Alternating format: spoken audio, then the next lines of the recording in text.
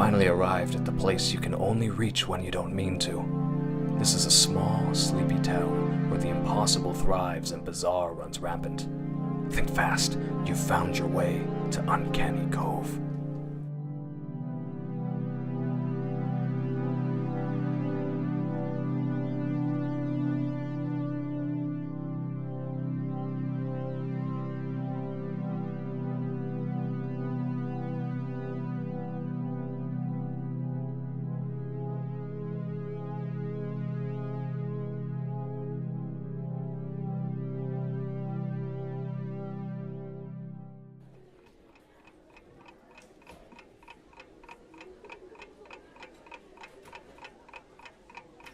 Finally, the end of your day has arrived. It's not easy being the new kid in school, but then again, it's not like you had a huge group of friends at your old one either.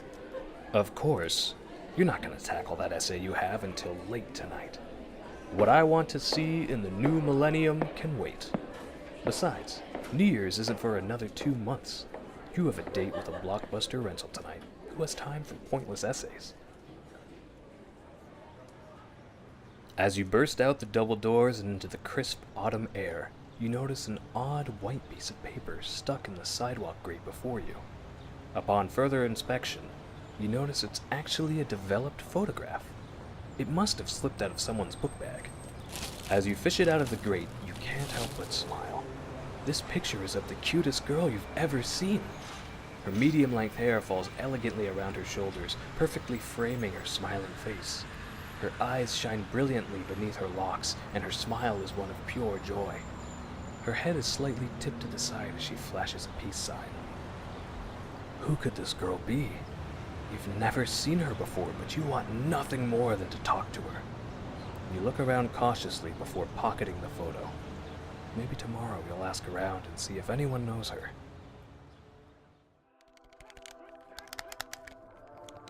After a few hours of pizza and video games, the sun has finally sunk beneath the horizon, causing a deep purple glow to fill your room. You reluctantly turn off your television, gazing at that rented game cartridge still sitting in the console. You then turn to your desk lamp, switch it on, and stare down at the blank paper before you. What I want to see in the new millennium. How should you know? You turn around to find the photo from earlier falling out of your jacket pocket and onto the floor. You pick it up and gaze at it once more. Meeting this girl would be a great start to the millennium. You set the photo aside and get back to writing. You jostle in your chair as you pick your head up off your desk. How long have you been asleep? You look over at your alarm clock, alarmed at the 3:45 a.m. flashing back at you. You have to get up in 3 hours for school, and your essay is only half done. You whirl around in your chair as the tapping that woke you occurs again. Cautiously, you step towards your window and peer out to the darkened streets. Maybe a bird or something. You open it a crack, allowing the chilly fall breeze to sweep into your room. You shiver as you close it. If you're lucky, you can still pull off a B- worthy paper. With a newfound vigor from the chilly air, you swing back around to your desk and get to work.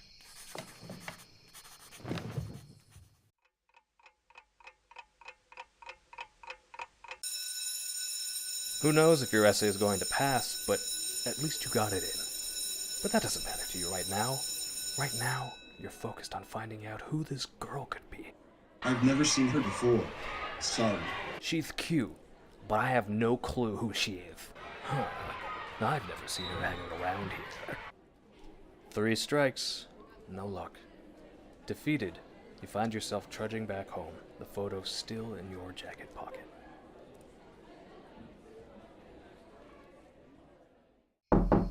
You hurl yourself from bed at the sound of the tapping. However, this time, the tapping doesn't cease. It keeps going. Slowly, you grab your jacket, then make your way back to the window. Whatever's tapping is ruining your sleep. As you open the window, a cool breeze flows in once more. However, this time, it's almost as if it's whispering to you. As you stare outside in disbelief, the photo from your pocket dislodges itself and flies out the window. You reach for it, but to no avail. It gently floats down the single-story height and onto the damp grass. You've climbed out the window before, it's no big deal. You'll just jump out quickly, grab the photo, and jump back in. At least this way, you won't alert your sleeping parents. As you jump the small distance down to the grass below, another gust blows in your ear.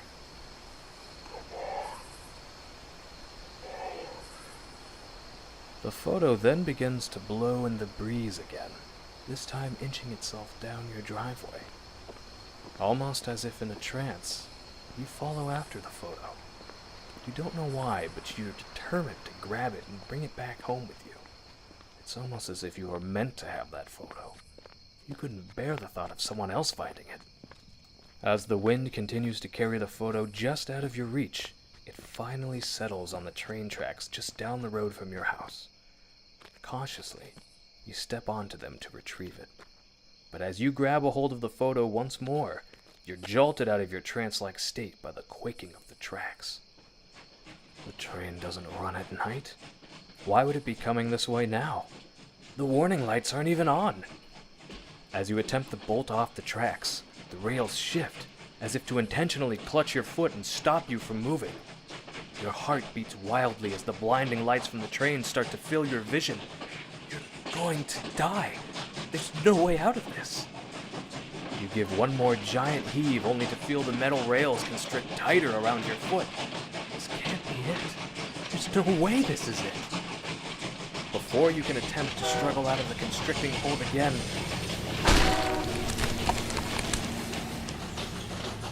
the train plows through you, sending your body flailing like a rag doll.